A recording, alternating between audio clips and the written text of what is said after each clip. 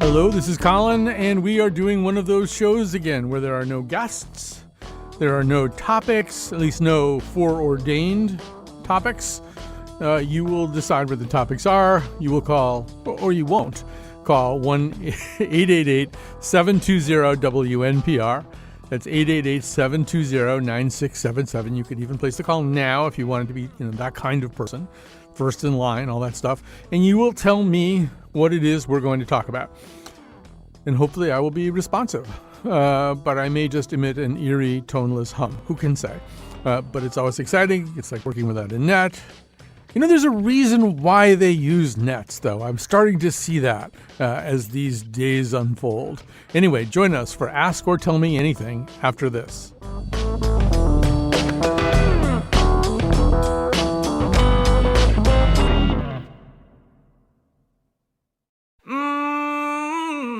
Not anyone can move you this way. No way. Finally got you loose from the cage. Okay. I ain't trying to smooth you with flowers, baby. I'd rather make a power play. Okay, no games. Imagine all the lives that we could change. You don't even know the power you got in them legs. Pick up your face and be proud for once. Take off your cool but keep styling on her. Okay, now don't slack. I need all my racks. No, we don't hold back. Act like you know that. Go sell your own. Go get your own flag. Fly like a ghost man. Taking all I can. I just came to feel all that is made for me. I was made to be the change we really, really need. I'm up before the rooster, you dig? I had to jump. All right, it's time to do Ask or Tell Me Anything. By the way, I get to pick out the music for these shows, which is one of the great delights of my life. Anyway, that was my man Anderson .Paak and Justin Timberlake. It was from some kind of Trolls movie. There's like a lot of really good music that's hidden in movies that you will never in a million years watch. I believe that's from Trolls World Tour. All right, so here's the plan, to the extent that we have a plan. And in fact, the entire point is to not have a plan. But the plan is 888-720-WNPR. That's the number to call. 888-720-9677. If you're not into the alphanumeric thing. When you do that, you will be connected with one of our helpful representatives. And it'll be Jonathan McPants, actually. And you can tell us what you want to talk about. And I will then endeavor to talk to you about it. We also have with us at all times, I have two of them at the moment, although I could reach into my satchel and fetch out more. But I have two. I'm holding them up to the microphone so that you can see them. I have two Mr. Karp envelopes. Now, what we've instituted recently is a code system, a safe word almost, or perhaps an unsafe word, where you call, and if what you really want me to do is open one of these envelopes, which are stuffed with clips by the reclusive genius Mr. Karp. I promise you, I have not seen into these envelopes. I think the times that I've opened them have proven that I don't have advanced knowledge about what's in them. I can't remember who it was. I think it might have been Edelstein. Yeah, I think I was on a walk with David Edelstein, and we were talking about this. He goes, "Well, it's never really worked, right? It's never really been good when you've done that." And I thought, well, I hadn't really put that into words, but I think it might be true. But anyway, I'm still ready to do that. But we've instituted a new system. If you want me to open one of the envelopes and then discuss its contents, you have to either use the word pineapple or platypus. I think there were some other ones. Purple, I think purple is another word you can use. And you can even use them and see if I even notice, because that's another way you could put me to the test. But anyway, yeah, 888-720-WNPR, 888-720-9677. As some of you know, I am, for no real explicable reason, a Green Bay Packers fan. And so lately, because the Packers have not been good, my Sundays have been very complicated for me. And last week, not yesterday, but on the 8th of October, they played in London. They played the Giants in London, which meant that you watched the game at 9:30 in the morning. And then in my case, in the case of all Packers fans, then you have the whole day ahead of you to be depressed. And then they played the Jets yesterday, and they also lost. These are teams that they're supposed to beat. But what I want to mention has nothing to do with football, really. But their coach, Matt LaFleur, took a certain amount of heat for saying in the press conference, he was asked what were they going to do to turn the team around? Because it's a pretty drastically underperforming franchise right now. And he said, I don't know. And so there were people on Twitter kind of raking him over the coals for that.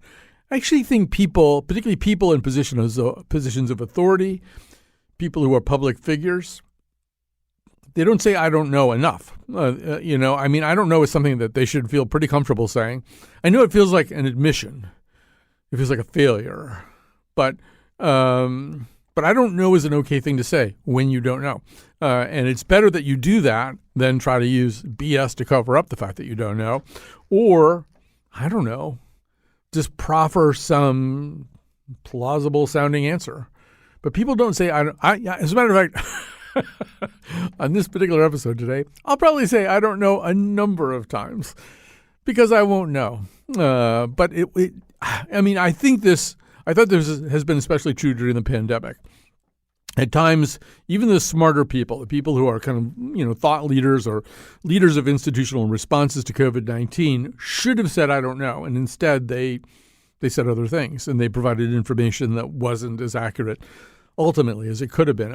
I listened to this show called, this is proof that I have no life, but I listened to a podcast called This Week in Virology. And I especially enjoy these weekend clinical updates that involve this Dr. Daniel Griffin.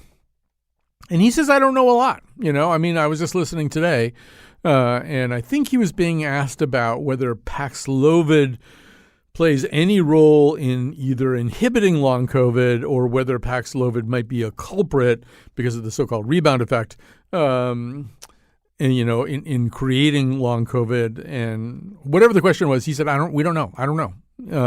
Which is a really good answer. And so I think it's fine. I think it's fine to not know. Obviously, there are some situations you wouldn't want your surgeon in the middle of surgery to say, "Oh, I don't know. I don't know what's happening." I'm, somebody who's like delivering your baby. I don't know. I don't know what's going on here. You don't want to hear that, right? But for the most part, it's okay to say I don't know, and it's certainly preferable to do that than to pretend that you do know. All right, calls are coming in here. Let me give the number one more time. 888-720-9677 or 888-720-WNPR. I'm laughing because the first topic just seems like something I probably won't know anything. I could be saying I don't know really early in today's broadcast. All right, here's Ellie from East Haddam. Hi, you're on the air. Hi, how are you doing today? Good. I think we are neglecting the subject of probate, because this is something which is being controlled now interstate.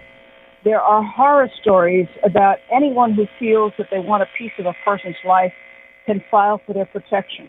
This is not only Department of Children and Family Services, but social workers, police, a jealous relative who doesn't get included in a will. And there is no higher court. Once the probate court says it's done, the appeal process most often goes back to the same probate court, and in my case, they won't even admit that I was declared dead, and that's not true. Oh, my goodness. So and there are multiple states that now have a compact which allows, let's say, Florida. There are horror stories in Florida. I was just reading about a woman whose husband went down from Georgia to Florida to the Mayo Clinic, and then they were sent to another hospital, and when he got worse, she took him back to the Mayo Clinic. And the local DCS said she was endangering his life by moving him. So they took over him, all his assets. She spent money on attorneys and became penniless. And he died while she was not allowed access. This is a story I've heard again and again and again. I don't know. I am going to invoke the I don't know rule. I don't know enough about, I know a little bit about probate. And it's an interesting position, too, because it's, to the best of my knowledge, I know it definitely is. It's the only kind of quote-unquote judicial position in Connecticut that's resolved by election, right? We elect our probate judges. We don't elect any other kind of judges. But I don't know what else to say about that. But good luck with your struggles. I'm sorry you were declared dead. I would be prepared to testify that you are not dead. All right, here's Iman in New Haven. Hi, you're on the air. Hi. Hi, Colin. Thank you for taking my call. Sure. So I want to talk about driving culture in Connecticut. I would say I know more about New Haven or what I see. I've lived here for about a year and a half, and I truly feel like I've never seen driving like what I've seen here. You know, people running red lights, but not even just like skipping the queue to run a red light, even though there's like traffic oncoming. I see people like pedestrians are shocked when you let them walk through the crosswalk, even though they have the right of way, because it doesn't seem like that's the norm. So I'm a cyclist, I'm a driver, I'm a pedestrian. All of these things sort of like bug me. And I don't know if like I'm the only one who sees this or if there's recognition all over that there's like something wrong and that there's like no accountability with like driving as if you care other people share the road with you. No, I think you're right. And I think that there is a pretty common perception that driving in Connecticut is bad and has been getting worse. Now, I don't know how unique Connecticut is in that regard. Maybe everybody in Nebraska feels the same way. But I do feel like there's something especially kind of ungenerous about Connecticut drivers and Connecticut everybody, really. I mean, I was a pretty avid cyclist for a number of years, and I just stopped. I put my road bike in mothballs because I just don't think it's safe, you know? And to me, the biggest danger to the cyclist is still the person looking at his or her phone while driving. Yeah, I mean, those people are going to kill you basically sooner or later. Cyclists, I think we have to be honest, also do a lot of weird things, and they at times act as though traffic rules don't apply to them, stop signs and stoplights and stuff like that. So that's not helping the picture either. You know, and there are an awful lot of pedestrians who, rather than press the little button and wait for the little, cross light, they just take off into the intersection. So it's not just the drivers, but the drivers obviously bear the highest burden because they can do the most harm, the most. And so, yeah, I mean, I feel like there's a lot of people who feel as though, particularly stop signs and red lights, that those things are kind of optional, right? And, yeah, they do feel optional. Right. And like the person you described who not only wants to run the red light, but will jump the queue, as you said, just sort of, I assume that means swerve around the people who are stopped at the red light so that they can go into the intersection with oncoming traffic coming perpendicular to them. And it is like they've said, you know what? I've just decided I'm gonna roll the dice here. That's what they've sort of made that little. I'm gonna roll the dice. I'm not gonna sit at the stop sign or the red light. I'm gonna go into the intersection to see what happens. But don't you think? Yeah, go ahead. On some level, like there isn't enforcement, if you knew that there was a $400 bill at the end of you running a red light, you might not do it. And I just feel like on some level there isn't good enforcement in the state about people obeying the laws and the rules. Yeah, I mean, I think people want one of two things: more enforcement or less enforcement, depending on how they perceive themselves as scofflaws. But I agree that in many ways, because police are asked to do so many different things these days, this whole idea of making sure that people follow traffic laws, particularly I think in urban areas where there's like just a lot of other constituencies and situations that are demanding their attention. Police are like, mothers with like 7 kids or something. There's like always somebody who just fell over or knocked something over or something like that. And I think in those environments, even though really, following traffic laws can be, as you're suggesting, a matter of life or death, I think it gets a pretty low priority compared to some of the other stuff that's going down. So. But it's dangerous. I agree. So I don't know. Don't move, though. We'll try to fix this. I like it here. I mean, I will say I came from New York City, and I have gotten a ticket for running a red light on my bicycle. Mm-hmm. It is possible. And I don't even think, I think that was an unfair ticket, but, I did run the red light. But, yeah, I think it is possible to just hold people accountable. I don't think that people need to interact more with the police to hold people accountable. Places in Europe use traffic cameras to do that. So I feel like things are possible if we put our minds to it. All right. Well, there's lots of activist groups down there in New Haven. New Haven's one big activist group. Just join one of them. There are plenty of bicyclist groups and stuff like that.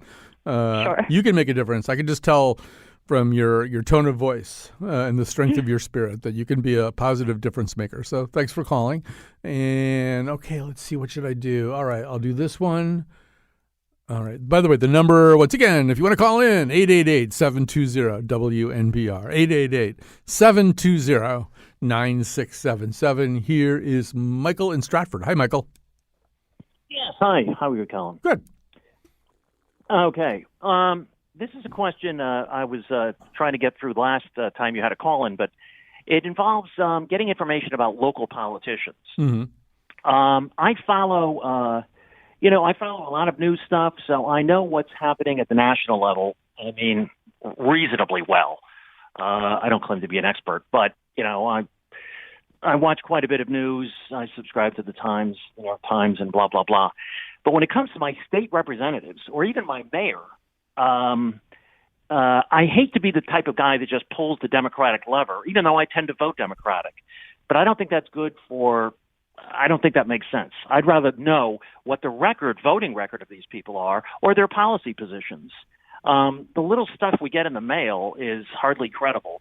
Well, the stuff in the mail, promoting their campaign. Right, the stuff in the mail you forget about. I mean, those. Yeah. No, so basically, I mean, I've said this before, but the good news is we live in an era where there's some pretty good hyperlocal journalism and pretty good statewide journalism. So let's start statewide. Connecticut Mirror, CT News Junkie. These are both terrific sites that do an amazing job. I mean, there's obviously the legacy stuff. So you're kind of down in Hearst territory. I have sort of a conflict of interest because I write for Hearst. But the Hearst papers have very robust reporting staffs and take the coverage of politics here in the state of Connecticut very seriously. So just in terms of conventional legacy kind of stuff, yeah, you've got Hearst, you've got the Current, which is in sort of a rebuild right now to the north. But, I do think CT Mirror, CT News Junkie, really great. New Haven Independent, Paul Bass has created something that's sort of a model to the nation of how good sort of urban hyperlocal news site can be. But that may not tell you as much as what you need to know in Stratford, and I don't know off the top of my head what Stratford has in terms of really hyperlocal political reporting or, online sites. When you mentioned Hearst newspapers, would that include the Connecticut Post? That would, or yes. The New Haven Register? Yeah, both of those are Hearst, yeah. Okay. So, it depends. One of the problems with Connecticut, obviously, is it's a relatively small space with 169 different towns, which in terms of local politics, whether we're talking about council, board of education, first selectman, mayor, whatever, I mean, you really need somebody dedicated to that job. And I've watched newspapers really struggle with that problem. I mean, how can you effectively staff 169 towns or however many towns there are, little tiny 36 square mile towns there are in your circulation area? How can you do that and not go broke? Patch.com too. Once again, I don't know what Patch is doing in Stratford right now, and you're kind of dependent on who they've got looking at any particular situation. It's not probably as standardized as you would like a news brand to be. But a lot of the Patch.com stuff, they cover meetings, they get to stuff, they do important work. So, the other thing I would say is ask around, because sometimes there are, there's some really bad hyperlocal news sites, but there's some really good ones too. All right, what should I do? I guess I should take this one and then we'll go to a break. So here's Mark in Wallingford. Hi, Mark. Hey, Colin. I was just thinking about, the recent Halloween reboot. And, I haven't seen the new one, but after seeing Halloween Kills, I'm inclined to think that David Gordon Green should stick to comedies like Pineapple Express. I saw what you did. I've seen what you've done here. All right. That was very good. That was very smooth. Okay, so I have Mr. Carp envelope here. Sometimes I ask the caller which envelope they would like me to open, but I'm just going to grab this one. It seems like it has an appropriately sized amount of stuff. Okay. So these seem to be a lot of clips from the New Yorker. For some reason or other, he has separated out the contents page. Oh, because there's something about Sondheim. Okay, I'm looking. I can see what Edelstein means. These are never good, because it's me fumbling through these things, trying to figure out, well, this looks good. Okay. This is good. This is by Adam Gopnik, who's a friend of the show, and maybe we should even have him on to talk about this. It says, system upgrade, can we find a better model of government than liberal democracy? And then there's the sort of the inevitable quote from Churchill, which I use all the time too, democracy is the worst form of government, except for all the other forms that have ever been tried. But so it would be probably impossible for me to summarize Adam's piece, which probably looks like it's probably running 2,000 or 3,000 words here. No, maybe it's not that long. But, I mean, I do think this is the thing that we're struggling with right now. I mean, this is a legit question. It's such an Adam Gopnik question, too. But because the standard model of liberal democracy, that small L doesn't have anything to do with liberal versus conservative, is in such jeopardy right now. And in the show we did about centrism last week, we had Yasha Munk on talking about this. I mean, and I don't know that there's an answer to this, but I think it's a more and more pressing question as you see, these populist movements, whether it's in Brazil or Hungary or the United States or unsuccessfully, but probably soon to be more successfully in France or in Italy right now. You have these sort of, populist and sometimes crypto-fascist movements that are sweeping away a lot of the guardrails of liberal democracy. And it's a question that we're going to have to debate really, really seriously. Do we have the right form of government? Is there a better way to do this form of government? Is there another form of government that would be less amenable to the kind of tampering? I mean, really, we sort of hit that point where I was listening to Obama talk to his former staffers on Pod Save America this morning, and Obama was just saying, what really worries him is not particular positions so much as that whole idea of, can we count the votes and come to an agreement about what happened in an election?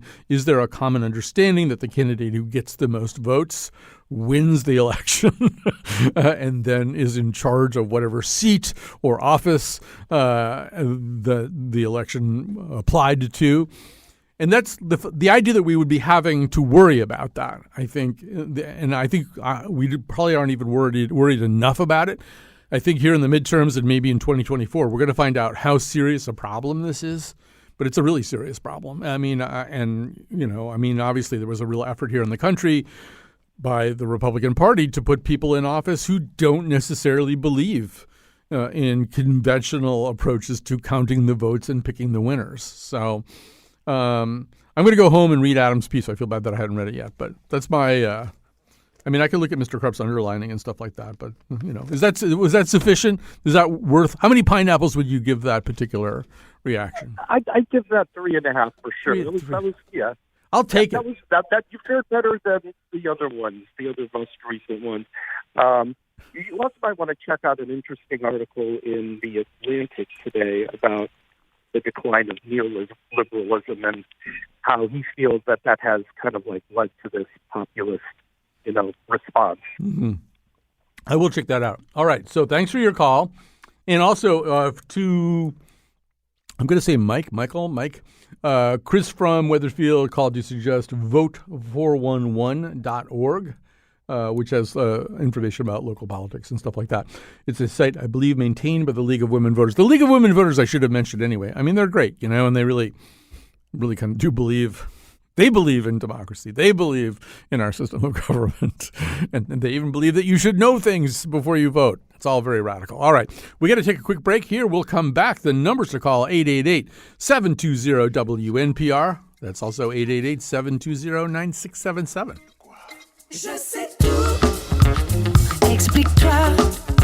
Je sais tout. Mais tu sais tout quoi? Je sais tout. Mais tu sais quoi? Je sais tout. Dis-moi. Je sais que tu vas une autre que moi. Je sais que la nuit commence mes ennuis. Obviously, we're at the beginning of something. I don't expect you to know where it's gonna go, but I believe we might be on to something, and I just thought maybe you should know.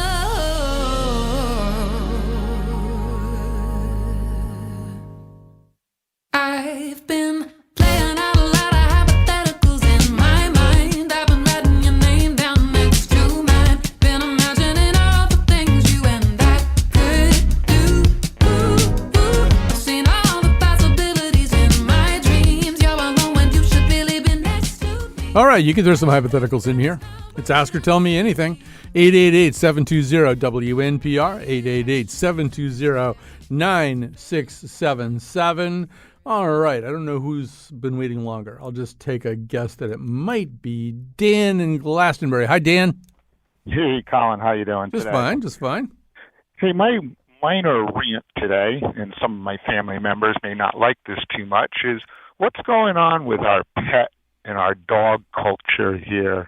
If I have one more person who tells me my dog is friendly and won't bite you as that dog is snarling at me, I might snarl back at the dog. And if I see another dog in a baby carriage all dressed up, it just seems to be kind of getting over the top. I go to a restaurant or even go into hotels. It just feels like the dog culture is being imposed upon me and others. Not that I don't like dogs and pets, I do, but just how some people just impose their dogs and their pets on other people who maybe are indifferent to pets.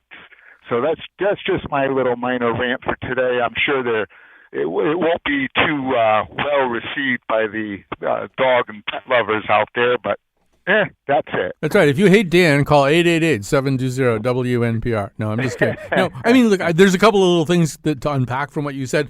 I mean, obviously there are countries. I mean, I don't know about all of France, but certainly even years ago in Paris, finding dogs, like particularly lap dogs in restaurants and stuff, that's pretty common. You know, there are countries where you can bring your dogs a lot more places, and they just sort of kind of understood it'll all fit in. In some ways, Americans have been a little bit more strict about separating the two. But I do agree that people are increasingly convinced that dog culture, is just kind of, and pet culture too, is something that should be pervasive. And I'm a little freaked out too by the dogs in the baby carriages or strollers or whatever they're in. Anytime I'm on a walk, and I was on a walk the other day and there were people like carrying their dog, and I was thinking, why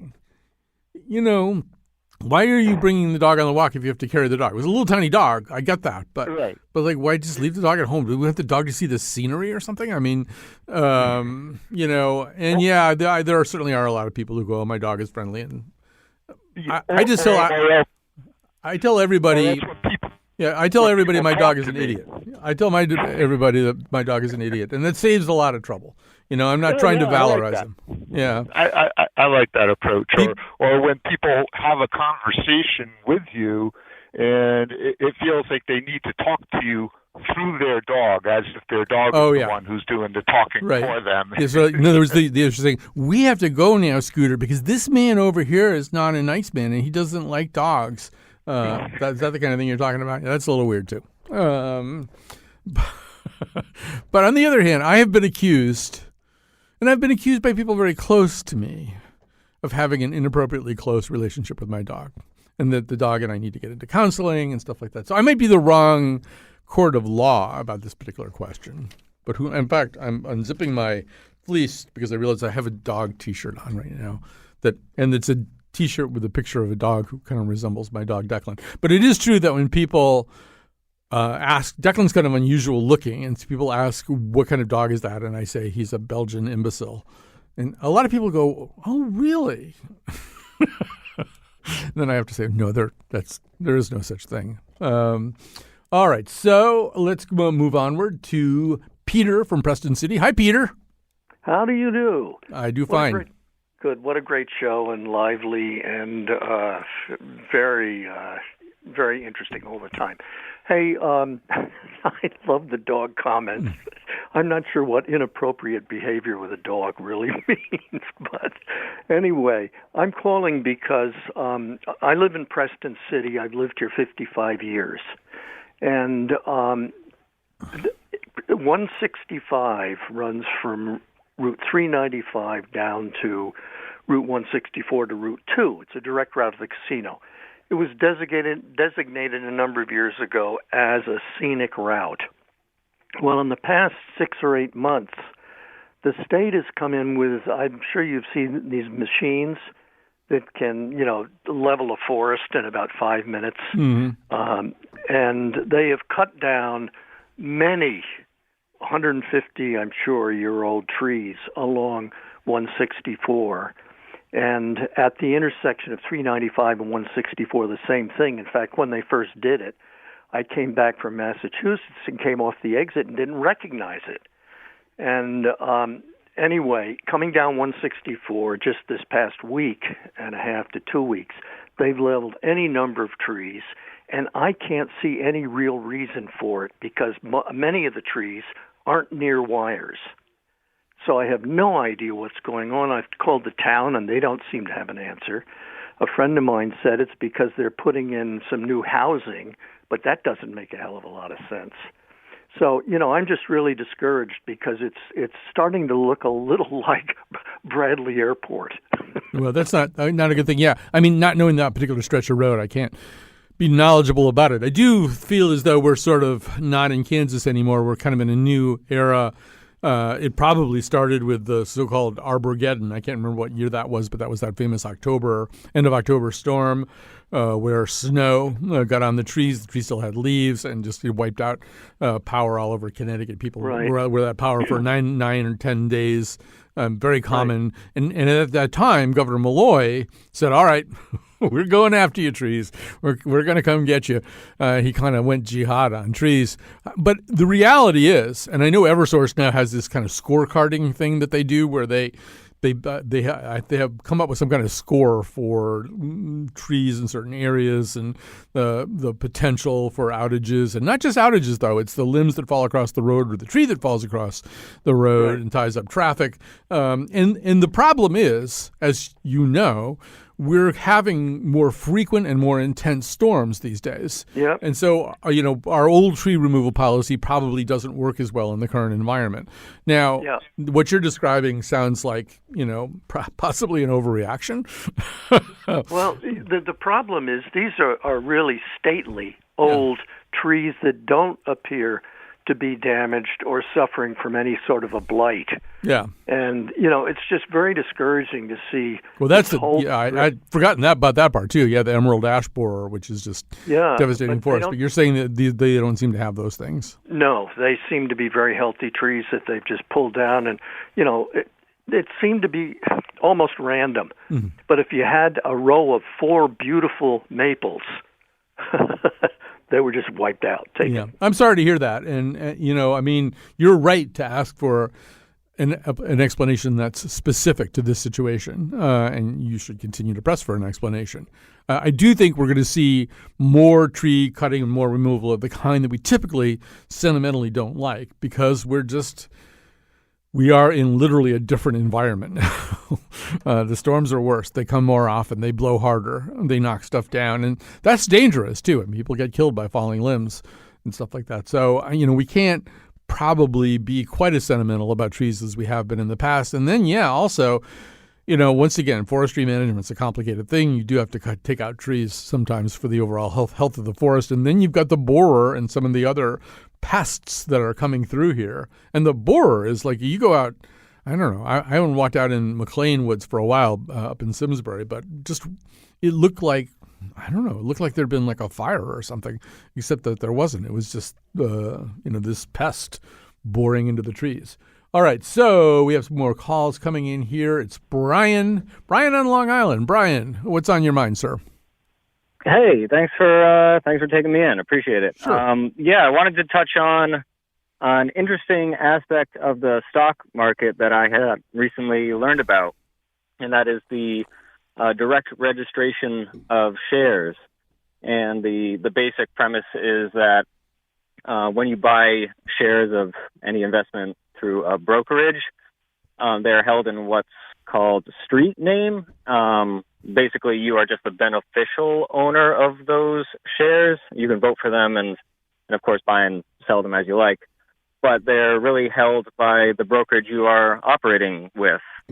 Whereas if you direct register your shares with the company's transfer agent, they are in fact held in your name and can't be used against you, which can often happen in an investment when shares held in street name, as they call it, are loaned out, either known to you or not known to you, for things like short selling, which is an act against your investment. Why would you use your shares? It seems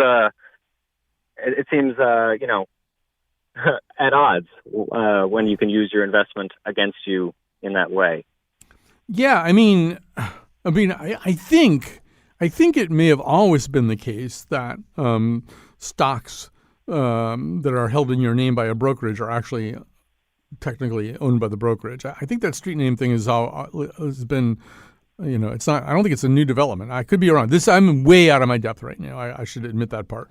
But yeah, I think people are probably a little bit more comfortable if they, and I don't know that it's true for all brokerage accounts too.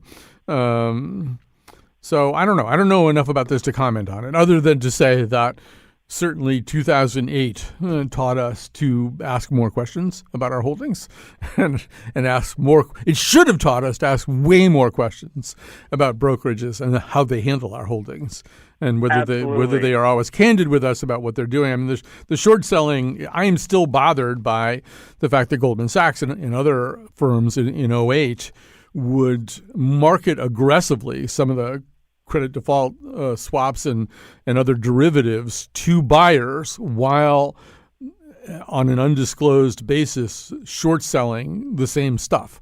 In other words, they had determined this stuff was so weak that the best way that they could make money on it was to sell it short as part of their strategy. But they were just touting its strengths to buyers. To me, why people did not go to jail for that, I will never, ever understand. But in terms of the whole street name thing, I don't really know enough about it to be smart about it. But thanks for calling and perhaps triggering some interest on my part.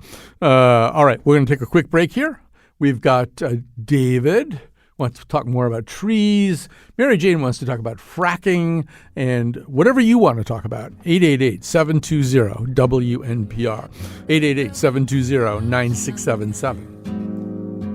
And we're coming out of dreams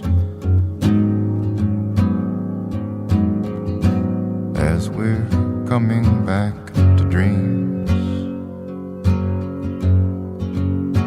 Yeah, we're coming out of dreams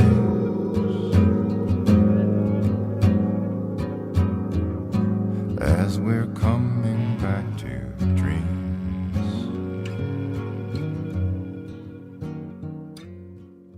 Dreams are thoughts in lotus and change. And we are back. It's time to say some thank yous. The first one goes to Eugene Amatruda, who is the oversoul of this building and all the technology at this radio station. And because Kat Pastor is not with us today, Eugene Amatruda is the technical producer of our show. Very exciting. And then Jonathan McPants has made the journey up here from Hamden to be our call screener and therefore producer of the show today. So thanks to both of them. And yeah, we're doing Ask or Tell Me Anything. I'm looking at the calls here. The numbers are 888-720-WNPR. 888-720-9677. All right, I guess I could. Well, let's see. Well, let me just see what this is. Okay, this is a good one. This is a really good one. I don't know how I'm going to answer this, but I think it's a really good topic. Here's Debbie in Norwich. Hi, Debbie. You're on the air. Hi there. How are you? Fine. I have a question. Mm-hmm. A lot of people assume that as we age, we become more conservative. But I've found among my friends who are septuagenarians like me that we're headed way further left like we were back in the 60s. What is the assumption there for?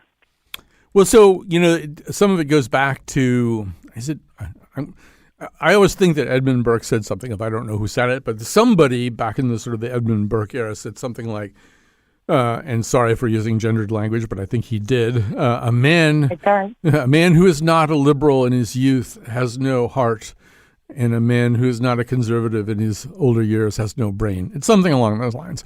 And I think the assumption has always been that as you get older, you have more assets, you have more things that you're eager to conserve, you are less interested in change. If you've played the game of life successfully, you've acquired things, and so you're kind of sitting on your pile, right? You're sitting on your stash, or sitting on your pot, as they would say, not about toilets, but about poker. So I think that's kind of the assumption, that you're not interested in a massive redistribution of resources and power because you're kind of done with that. Now, that's only really true for a select class of persons, but I think that's where the idea comes from. And I would say, it is more. Well, let's go to your case, okay? So I'm going to ask you a couple of questions, but before I do that, I'm going to assume also that some of this is because, and I think this is one of the reasons that the phenomenon you're describing is fairly widespread. It does seem as though conservative forces on the right, are especially interested in violating certain covenants that they've had with older Americans.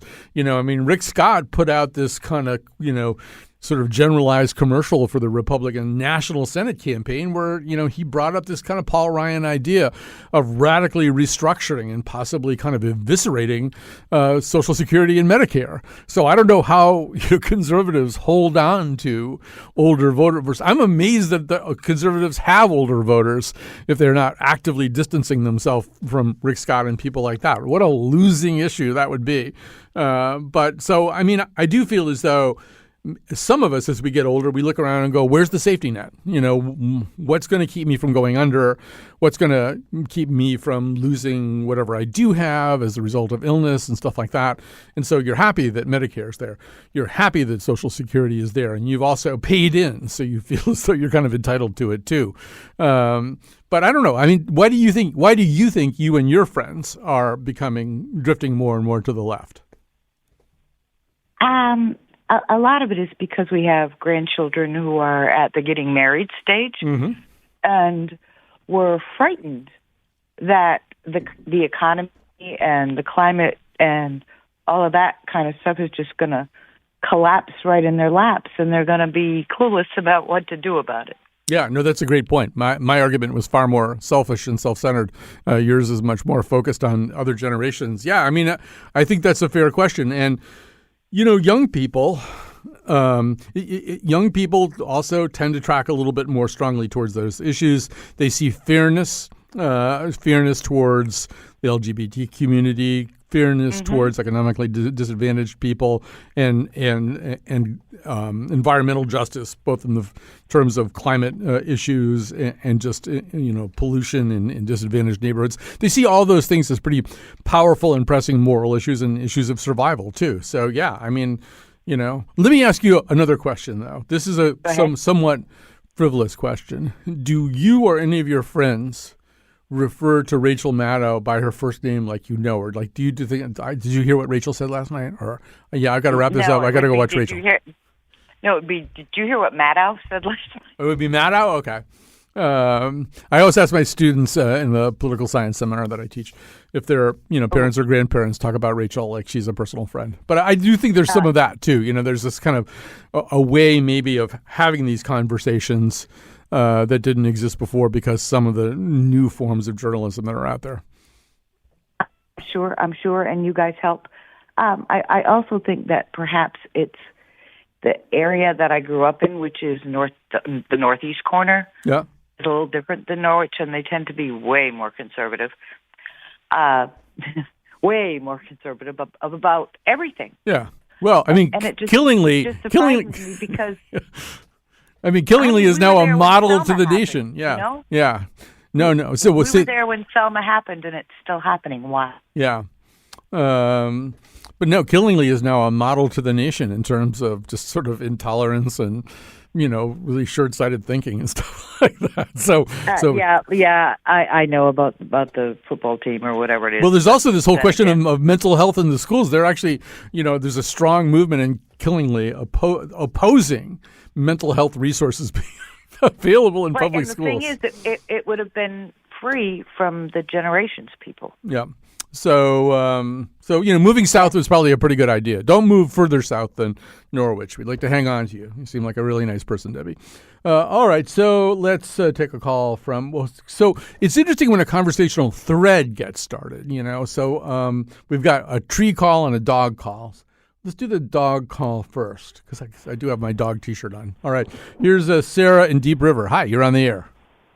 Hi. I heard the man who was upset, and I understand why. But I just lost my dog about 2 weeks ago, and it's amazing how many people understand what it's like. I'll get another dog, but it's not a replacement. It's filling a hole in your heart. No, that's totally true. I'm going to just pop you on hold because you seem to be in a blast furnace or something. There's something happening right now of a mechanical nature in your vicinity. But there is something about the relationship. This does not apply to McNichol and his dog, I do say, but there's something about the relationship we have with dogs. It's so much more. It's so much less complicated than our relationship with other humans, right? Our relationship with other humans is really kind of predicated on such a multiplicity of factors.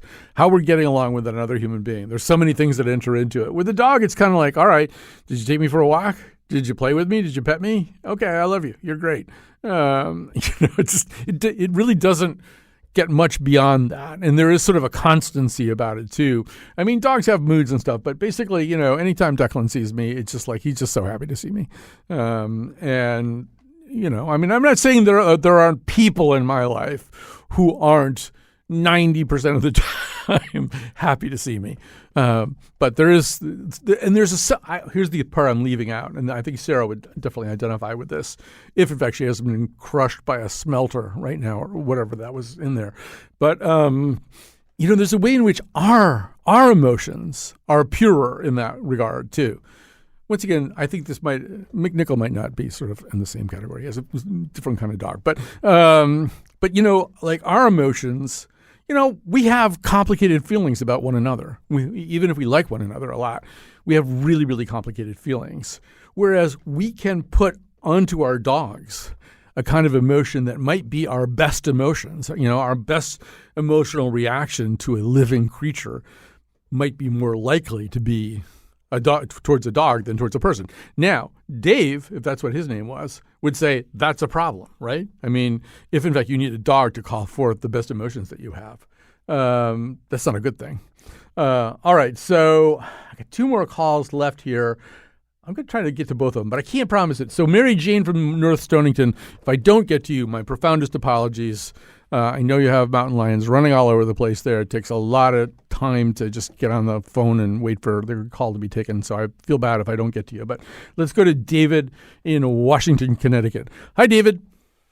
How are you? Just fine. Okay. In reference to the tree cutting call, the state directed Eversource to address the broken wire problem. And so Eversource has hired independent contractors to fix the problem. Yeah. However, this doesn't seem to really have any supervision, and these men are paid to cut, and that's what they're doing. So it just is out of control. But again, it's built on the American ethic of make more money. So the tree cutting companies are making more money by how many trees they can cut. In the theory, they're supposed to be cutting the branches off the wires. That was as we understood. Right. I mean, I think yeah, exactly. 10 years ago, Eversource raised all our rates because they were talking about putting possibly wires underground. But that never happened, and our rates didn't go down. Right. But I mean, I do remember after Armageddon, whatever year that was, there was like this big conversation about trees, about underground utilities, because it was so bad. Yeah. I mean, that was like a really bad experience for a lot of people. It wasn't a minor inconvenience. By the time you're, 10, 11, 12 days without power, you've lost your sense of humor and your sense of adventure and your whole attitude towards your own bodily functions. And so there was a lot of talk about extreme measures. But I think your theory is an interesting one, too. If they hire out, if they contract this out, and then don't supervise it completely well. How can they? Yeah. It would be up to the municipalities to supervise. But Right. I've driven between Sharon and Cornwall on 44, and I watched them take out, as the caller had said, large trees that really weren't even affecting anything Right. other than they were large trees. Well, this is why we're working on a show go to right now. Torrington We're working on a show right now about the importance of state and local elections and why it's important who your state and local officials are. This is a good example. I mean, this is something you should be talking to your selectmen about and stuff like that. All right, we have to go. I'm really sorry, but we're out of time, and I'm sorry to Mary Jane. But next time, Mary Jane. All right, thanks, Gene. Here we go.